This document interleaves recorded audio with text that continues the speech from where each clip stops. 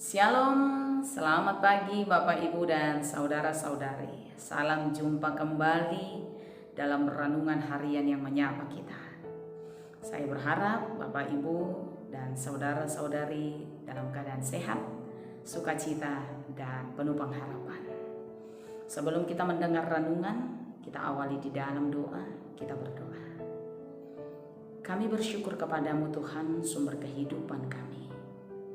Kami bersyukur untuk hari ini dan untuk kehidupan yang masih Tuhan beri bagi kami.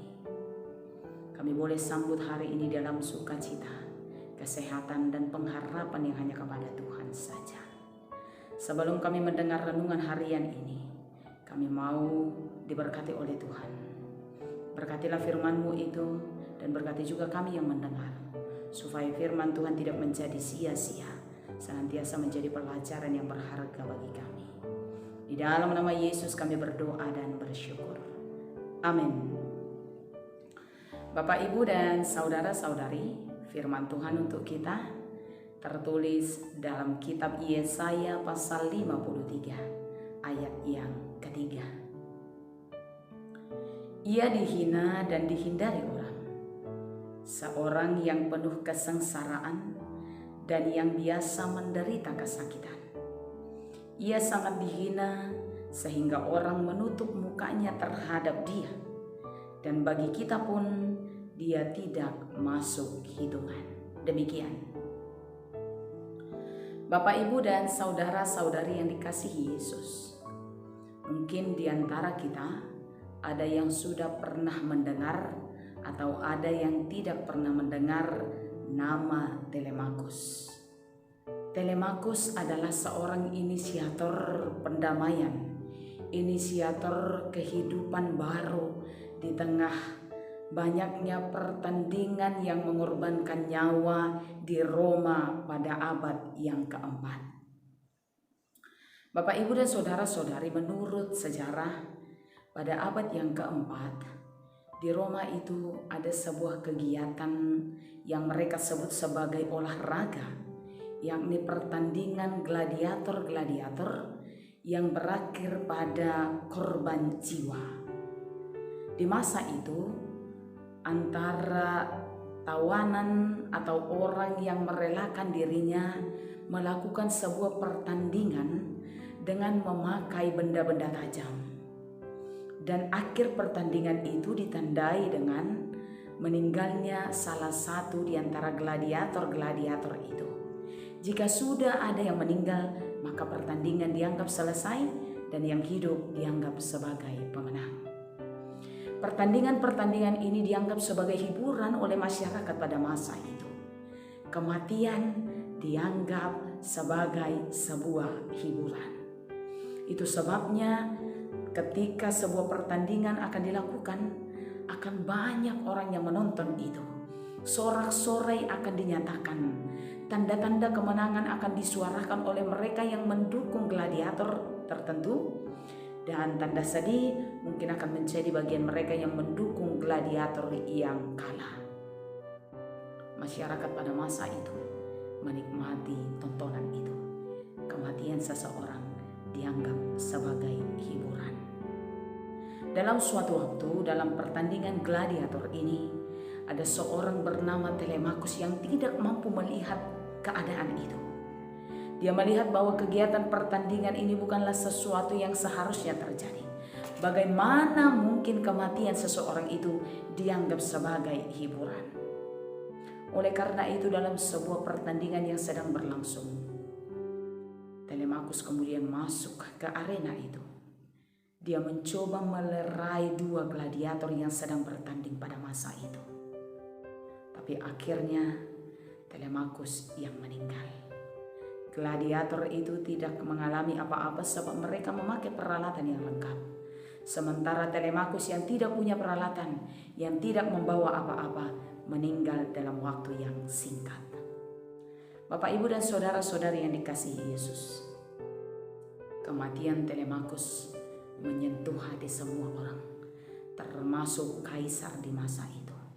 Kematian Telemakus adalah akhir dari pertandingan gladiator-gladiator di abad keempat itu. Kematian Telemakus adalah pembaharuan. Kematian Telemakus adalah awal dari adanya kedamaian, adanya kehidupan yang baru. Tidak adanya kematian-kematian sebagai bagian daripada kesenangan masyarakat yang menonton pada masa itu. Bapak, Ibu, dan saudara-saudari yang dikasihi Yesus, pengorbanan yang memunculkan kehidupan, pengorbanan yang mendatangkan kebaruan, pengorbanan yang mendatangkan pembaharuan, pengorbanan yang mendatangkan keselamatan. Demikian yang dilakukan oleh Telemakus, dan itu pun telah dilakukan oleh Yesus Kristus. Firman Tuhan hari ini berbicara tentang Dia yang mengalami kesengsaraan, Dia yang tidak dipandang, Dia yang disorak-sorai, Dia yang dianggap rendah oleh orang banyak, kemudian mendatangkan kehidupan, keselamatan bagi setiap orang yang percaya.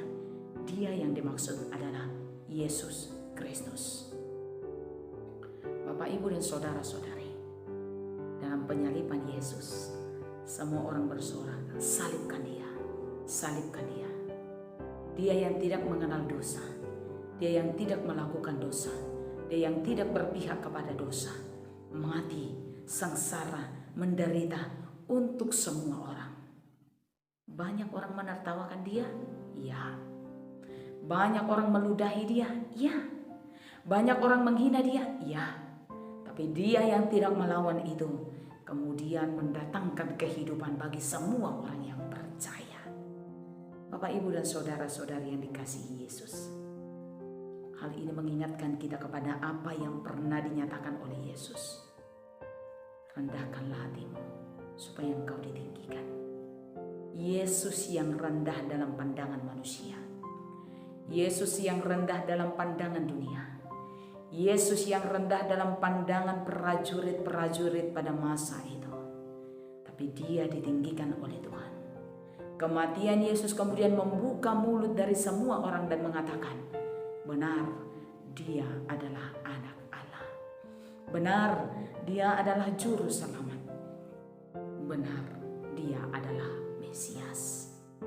Bapak, Ibu, dan saudara-saudari yang dikasihi Yesus Kristus, dalam kesengsaraannya, dalam penderitaannya, dalam kerelaannya untuk mengorbankan diri, ada kehidupan yang disediakan bagi kita.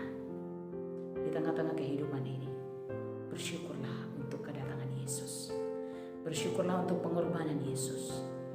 Dia yang tidak pernah dianggap, Dia yang dihina, Dia yang dihindari, Dia yang mengalami kesengsaraan, yang menderita kesakitan, yang dihina, yang orang lain menutup mata terhadap Dia.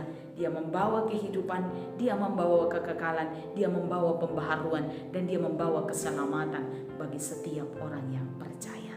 Dalam kehidupan ini, kita juga mengalami hal yang sama mungkin. Ketika kamu tidak dianggap, kamu dihina, kamu dihindari, kamu dijauhi, orang-orang menutup muka terhadap kamu, kamu tidak pernah diperhitungkan. Tapi tidak ada alasan bagi kita untuk tidak melakukan hal besar dalam kehidupan ini. Yesus sudah terlebih dahulu mengalami apa yang kamu alami. Karena itu, dalam hal yang menyakitkan, dalam hal yang dihina, direndahkan, dihindari, tetaplah melakukan hal yang baik, karena Tuhan akan memperhitungkan itu.